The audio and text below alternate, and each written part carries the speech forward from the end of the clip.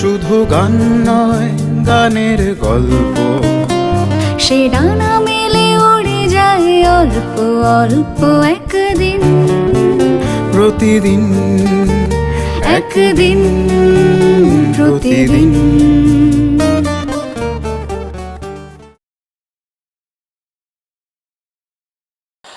তোমার পাশাপাশি গানের পাশাপাশি যে একটা প্রগাঢ়ভাবে মানে কবিতা চর্চা, মানে বা যদি কাব্য হ্যাঁ, চর্চাই কবিতা বলি, চর্চা এখন সেভাবে করা না হলেও ছাত্র জীবনে বা পরবর্তীকালে বিভিন্ন পত্র পত্রিকা লিখেছি। সেটা তো রিফ্লেক্ট করছে গান লেখাতেই। হ্যাঁ হ্যাঁ হ্যাঁ হ্যাঁ, শুধু রিফ্লেক্ট করছে, মানে যেটা সুবিধা হয়েছে যে যে সাহিত্য ছাত্র এবং কবিতা পড়েছে একসময়, নীল চক্রবর্তী, সুনীল গঙ্গোপাধ্যায়, তো যার ফলে আমি ভালো লিখতে না পারলেও এটা যে খারাপ লেখা হচ্ছে সেটা বুঝতে পারি। তো সলিল চৌধুরী, আর.ডি. বর্মন শুনেছি বলে বা নচিকেতা দেখা হেমন্ত মুখোপাধ্যায়ের সুর শুনেছি বলে আমি ভালো সুর করতে না পারলেও এটা যে ভালো সুর হয়নি এটা বুঝতে পারি। এটা একটা দারুণ থিওরিটিক্যাল পাওয়া গেল। না, তোমার কাব্যগুণটা খুব, মানে ওটা খুব অ্যাট্রাকটিভ, মানে পার্টিকুলারলি এই যে গানটা যখন গাইছো আর কি। সেরিব্রাল গান আছে, কিন্তু খুব বেশি সেরিব্রাল গান আমি লিখতে পছন্দ করি না, এই কারণে মাথার ওপর দিয়ে বেরিয়ে যাবে সেরকম গান আমি পার্সোনালি খুব একটা পছন্দ করি না আর কি। কিন্তু সেই কম্পোজিশনের মধ্যে তোমার কিন্তু মানে কোথাও লাউডনেস নেই, কারণ যে হ্যাঁ, ওই জন্য কিছুটা একটু একটু গলিয়ে দিই, ঘুরিয়ে দিই, যাতে করে একটু যাতে সহজে ঢুকতে পারে। তো এই সময়টা আমার খুব মানে মনে হয় যে জীবনানন্দের সেই কবিতার একটা লাইন ছিল না, স্বপ্নের ধনীরা এসে বলে যায় স্থবিরতা সবচেয়ে ভালো। স্থবিরতা সবচেয়ে ভালো। চম্পাগুলো যখন প্রথম এলো আমাদের গান নেওয়ার জন্য, তখন ওকে গান শোনাচ্ছি, ও তো 4 লাইন লেখা, ও গানের পাতা উল্টাচ্ছি গানের খাতার। তো আমি গানের খাতাতেই গান লিখি, মোবাইলে লিখি না আর কি, ল্যাপটপে লিখি না, ওই জন্য গানের খাতা বললাম। অনেকেই লেখা হয়তো, মজা করে বললাম। তো 4 লাইন লেখা ছিল, অনেক হলো এবার এসো পাশে, ওটা তোমার সুরও করা ছিল না। আমি দেখো এই গানটা বলো গঙ্গা, আমি এই গানটা গাইবো যেমনই সুর হোক।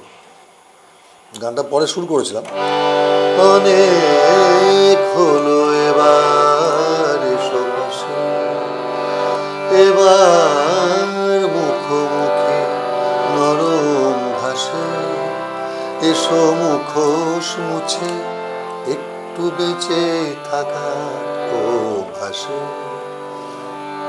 এই যে স্থবিরতা সবথেকে ভালো, নীরবতা যে ভালো, মুখরতা ভালো লাগছে না। তো এরকম কিছু গান যেগুলো একটু মানুষকে ভাবাবে, সেরকম গানও আছে, কিন্তু একেবারে খুব চটুলভাবে লিখতে পারে। কিন্তু ধরো এই যে তুমিও কি আমাকে ভেবেছ মনে, এমন শ্রাবণ দিনে এ ভীষণ প্লাবনে, হয়তো কোথাও আছো তুমি, এর মধ্যে মানে মস্তিষ্কের ব্যাপার নেই, হৃদয়ের ব্যাপার, আবেগের ব্যাপার। তো এর মধ্যে নতুন করে ভাবাবে না মানুষ, প্রচুর মানুষকে রিলেট করবে। মানে বাইরে অনেক কিছু ঘটছে, বা সারা বিশ্ব, মানে যদি আমরা শুধু মিউজিকের যদি আমাদের জোনটাকে দেখি, সেখানে অনেক কিছু ঘটছে, অনেক কিছু ঘটছে। তুমি কিন্তু একটা ওই সফট রোম্যান্টিক জোনে নিজেকে রেখে দিয়েছো। এটা এটা এটা খুব রেখে দিয়েছি বলছো বটে, হতে পারে যে আমি নিজেকে ছড়াতে পারিনি। না, এটা কি প্র্যাকটিস হয়ে গেছে একটা? প্র্যাকটিস মানে কি আসলে, ধরো এই ঝড় ঝাপটা প্রতিবাদ, এর মধ্যেও প্রতিবাদের গান তো ভীষণ শর্ট লিভড, কারণ সেই যে সমস্যা নিয়ে গান হচ্ছে ম্যাক্সিমাম সমস্যা মিটে যায়, বা সমস্যা মানুষ ভুলে যায়। এটা খুব পোস্টারিশ একটা ব্যাপার। হ্যাঁ, সমস্যা মিটে যায় বা ভুলে যায়, তখন তার প্রাসঙ্গিকতা থাকে না। কিন্তু তুমি চেয়ে পেয়েছো বা চেয়ে পাওনি, এই না পাওয়ার বেদনা নিয়েই মানুষ জন্মায়, এই মানুষ মরে যায়, এবং মানুষ শিক্ষা নেয় না, আবার পেতে চায়, আবার পেতে চায়। তো সেই গানগুলো চিরকালীন, হয়তো সে কারণেই কত মনে, আমি যে যত ভেবে কথাগুলো বলছি তত ভেবে কিন্তু কাজ করিনি, তুই প্রশ্ন করলে বলে ভেবে বলছি। হ্যাঁ, সেটা তো বিশ্লেষণের সময় তো একদম তাই। আর এটাও ঘটনা যে আমি বিশ্বের সমস্ত গানের খবর আমি রাখি না। ওয়ার্ল্ড মিউজিক যেন খুব শুনি বা খুব আপডেটেড আমি স্বীকার করছি, সেটা নয়। আমার মেয়ে ওয়েস্টার্ন মিউজিক শেখে, তার সূত্রে কিছু গান আমি শুনেছি, কিছু আর্টিস্টের নাম। তুমি এর নাম শোনোনি? না, আরে শুনিনি, অবাক হয়ে আর কি। সেই ওর বিষয়কে আমি গ্রহণ করেই, সলজ্জে গ্রহণ করি তার গানটা শুনি। কোনো গাজোয়ারি নেই না, সেটা না, না, নিয়ে। ভালো লাগে। কম্পোজিশন নিয়ে যখন কথাই হচ্ছে, হ্যাঁ। তো তোমার নিজের গানগুলো যখন সাজিয়ে বসো, মানে দেখতে পাও তো একটা, তো দেখা যায় এই কম্পোজিশন, এতগুলো কম্পোজিশন, হ্যাঁ, তো নিজের গানের বাদি বিবাদী নিয়েকেই হতে হয় তখন। হ্যাঁ, সে তো হয়। আর সেক্ষেত্রে তুমি কি খুব নির্মম, মানে কাটাছেঁড়া করো? খুব, ভীষণ। আমি সব ব্যাপারই, গানের ব্যাপারে না, সব ব্যাপারে। যদি কোনো কাজ করি, ধরো তোমাকে একটা কথা বলে ফেললাম ভুল করে, আমি তোমাকে আবার ফোন করে সেই ভুলটা সংশোধন না করে আমি শান্তি পাবো না। যদি মনে হয় ঋতিকা ওটা ঠিক করলাম না, বা এটা বলা হলো না, আবার তোমাকে ফোন করে বলবো আর কি। সব ক্ষেত্রে আমি একটু নিখুঁত থাকার চেষ্টা করি।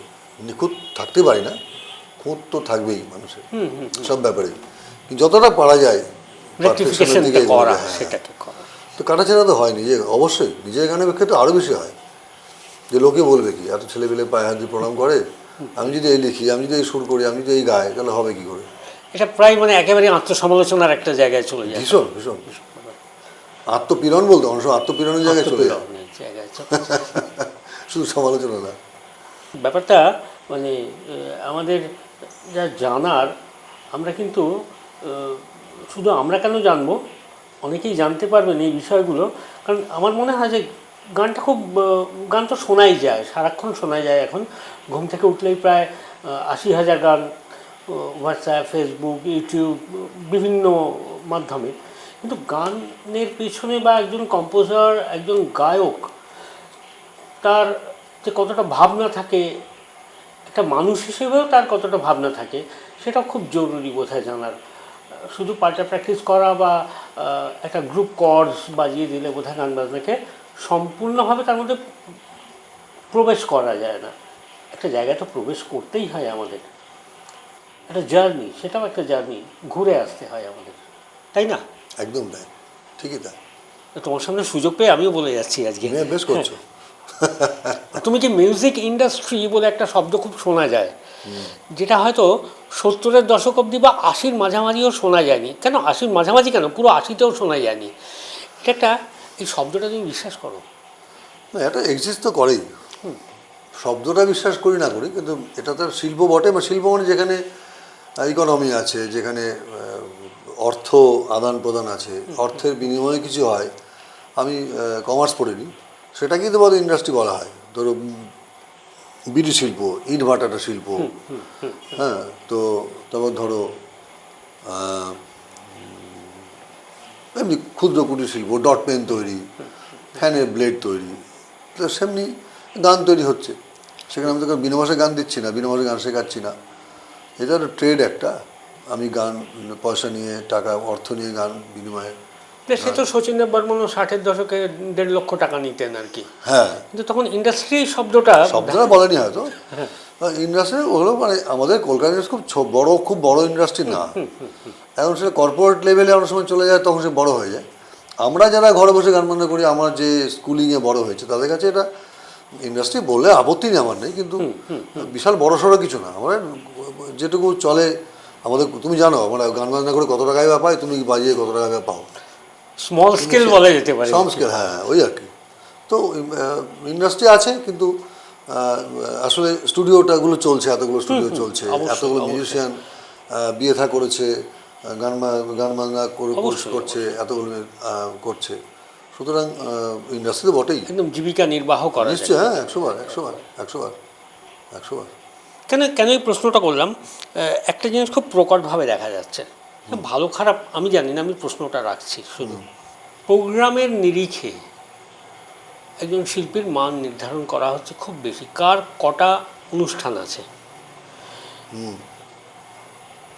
কি কতবার বিদেশ যাচ্ছে, সেই নিরিখে শিল্পী, এবং কোথাও যেন শিল্পের একটা মান নির্ধারণ করা হচ্ছে। এবং অবশ্যই করে আজকের দিনে দাঁড়িয়ে যারা এই ইন্ডাস্ট্রিতে যারা আছেন, টাকা পয়সা দেন, আচ্ছা, যারা ডেকে নিয়ে যান গান বাজনা শোনার জন্য, উদ্যোক্তা, হ্যাঁ, তাদের একটা বিরাট বড় ভূমিকা রয়েছে। এবং তারা নাম করে করে রিয়েলিটি শোয়ের কথা বলেন, একেবারে এটা আমরা প্রত্যেকেই জানি, এটা খুব ওপেন সিক্রেটও নয়, এটা ওপেন এখন। এবং এই যে এই অনুষ্ঠানের নাম্বার অফ শোজের নিরিখে মান নির্ধারণ করা হচ্ছে। মান নির্ধারণ করা হয় না, নাম্বার অফ শোজের উপরে বোধহয় তার পারিশ্রমিক নির্ধারিত হয়। মানটা কি নির্ধারণ হয় আমার মনে হয় না, সেটা গৌতম ঘোষালের মনে হয় না। আর ধরো যারা বোঝে না যে এই আর্টিস্টের গানটা ভালো না, দেখো আমি আবার বলছি, যাদের কথা বলছি তারা আমার ছোট ভাই, আমার পরবর্তী প্রজন্ম বা আমার সমসাময়িক আছেন, তারা অনেকেই গান শেখেননি কিন্তু ভালো পারফর্ম করেন। আমি যে অর্থ নিয়ে গান গাই, আমার 4 গুণ 5 গুণ 6 গুণ অর্থ তারা পায়, তাদেরকে আমি ছোটো করি কীভাবে বলো? তাদের গান তো শুনছে, এবং তাদের গান যারা শুনছে তারা আমার গানও শুনছে। আমি ওইভাবে ভাগ করতে পারবো না, প্রভেদ বিভেদ কোনোটাই করতে পারবো না। কিন্তু আমার তোমাকে একটুখানি ডিফার করছি বা কারেকশন করে দিচ্ছি। ধরো আমাকে একদিন বললো ইনস্টাগ্রামের বা ফেসবুকে তোমার পেজে কত ফলোয়ার তার উপর নির্ভর করে তোমার তো, মানে এটা নির্ভর করছে করুক, আমি তার উপর নির্ভর করি না, আমি নির্ভর হয়ে থাকবো, আমি নির্ভর করবো না। হ্যাঁ, ওইরকম কিছুতে কোনো নির্ভরতা নেই, একদম না, আমি নির্ভর, আমি কোনো দায় নেবো না কারো। ও আমাকে কেউ যদি আমার ফলোয়ার দিয়ে মাপে, তার মাপকাঠি নিয়ে সে থাকুক না, আমি তো তাকে মাপতে বলিনি আমাকে। এটা একটা অহংকারের জায়গা বলতে পারো। আর আমার কাছে অহংকারটা হচ্ছে অন্যকে আঘাত করার জন্য না, অন্যের আঘাত থেকে নিজেকে বাঁচানোর জন্য, বা আত্মপ্রত্যয় বলতে পারি আমরা। হয়তো আত্মপ্রত্যয়, মানে আমি নিজেকে চিনি, মানে আজে বাজে অহংকার করতে লাভ নেই। তো আমি জানি আমি হাজার ভালো সুর করলেও আর ডি বর্মন, সলিল চৌধুরী, মদন মোহন হতে পারবো না। আমি জানি হাজার ভালো গাইলেও মান্না দে, মোহাম্মদের হতে পারবো না। আমি অহংকার করবো কেন? কিন্তু আমি যেটুকু পারি, তুমি আমাকে অযথা আঘাত করলে আমি তো সেই অহংকার দিয়ে সেটা আটকাবো। আমি তোমাকে অহংকার দিয়ে আঘাত করবো না, আঘাত করলে বাঁচাবো। তো আমি এটা একেবারে মনে করি না যে বেশি শো থাকলে সে ভালো আর্টিস্ট। আবার এমন হতে পারে একটা ভালো আর্টিস্টেরই বেশি শো হওয়া উচিত, একটা খারাপ আর্টিস্টে হবে কেন, তাই না? কিন্তু এটা হয় না সবসময়। ধরো বাংলা পল সায়েন্স হিস্ট্রিতে অনার্স বা এমএ পাস করেও কেউ অটো চালায় আমি দেখেছি, জানি, আমি পার্সোনালি তাদের চিনি, 4-5 জনকে জানি। আবার 2K পাস করেছে, স্পেশাল অনার্স, সে স্কুলে পড়াচ্ছে, তাও জানি। এগুলো তো চলবেই সমাজ, এগুলো চলবে, কিছু করার নেই। মানে সঙ্গীতার জীবন একটা সেই বাইনারি রিলেশনশিপের মতো আর কি, এভাবেই চলছে। একদম। এটা তো আপোষ তোমায় করতেই হবে। তুমি যত অ্যাকসেপ্ট করবে তত তোমার শান্তি, তুমি যত প্রতিবাদ করবে অশান্তি, বাপরে বাপ, মারাত্মক অশান্তি।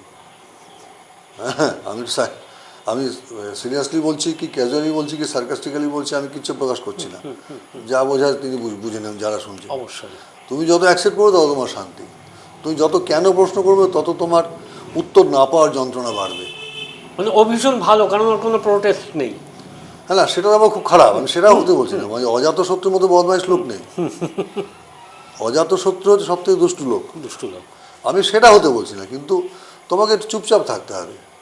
মানে আমি যদি ফেসবুকে লিখি যে কদিন আগে আমার ভাইয়ের সঙ্গে বা বন্ধুর সঙ্গে কথা হচ্ছিল, তোমার নাম করলাম না, যে যাদের বেশি প্রোগ্রাম তারাই ভালো আর্টিস্ট, তো আমাকে তো মানে বাড়ির ঠিকানা খুঁজে মারতে আসবে লোকে। আমি বলছি ওই লেখাটা থেকে তুমি নিজেকে আটকাও, ভাবো মনে মনে, এই আর এইটাই বলছি, আর কিছু না। আমি এগুলো সবই কিছুটা বাস্তবতা, কিছুটা বলে লাভ পাইনি সেই কষ্ট থেকে বলছি। ভেবে ভেবে ভেবে ভেবে ক্লান্ত হয়ে ভাবনার স্তরে স্তরে ভাবনাটা সে কোন তলায় চাপা পড়ে গেছে, অনেকগুলো স্তরে পলি পড়ে যাচ্ছে। হ্যাঁ, সেইগুলো থেকেই বলছি আসলে, আর কিছু না। কোনো হতাশা, আমি খুব অপটিমিস্টিক লোক, আমি ভীষণ অপটিমিস্টিক, আমি ভীষণ প্রোগ্রেসিভ মাইন্ডেড, আমি গ্রহণ করতে পারি খুবই। কিন্তু অযথা অশান্তি করে লাভ, যেটা আমার হাতে নেই। তুমি দেখো ঋত্বিক, তুমি তো সমাজ পাল্টাতে পারবে না, সমাজ সংস্কারক হতে পারবে না তুমি।